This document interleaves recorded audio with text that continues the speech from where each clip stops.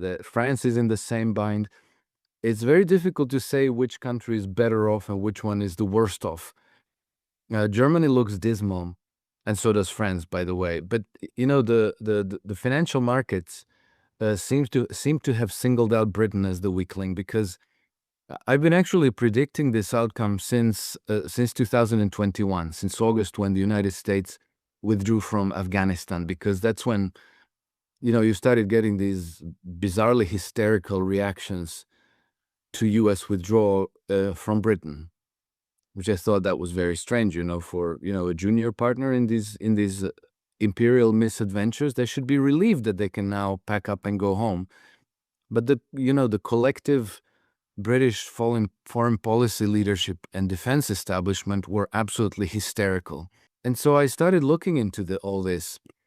And I've been then paying attention over the past few years to the trajectory of the government treasury bonds in Europe, in the United States, and in Britain. And the British ones are the ones that have lost the most.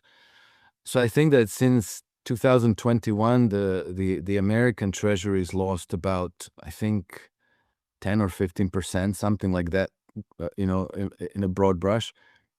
But the British 10-year gilts have declined by 30%, and then Europeans by maybe 24, 25, 26, something like that. I haven't looked at those figures for a few weeks, but ballpark, it's around that. So the British gilts have taken the heaviest beating in the markets, which tells me that the markets have singled out Britain as the weak link.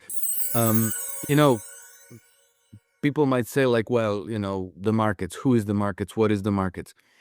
That's that's the result of 5 years of collective action of all the market participants. And there is some kind of a collective wisdom in the markets that they, not in the short run maybe, but over the long run, the markets do tend to get the picture right. So even if the statistics exactly are not terribly transparent, it's very difficult to try to compare, on an apples to apples basis. It's very clear that the United States is in the strongest position, and that the British economy and financial system is the closest to collapse, probably.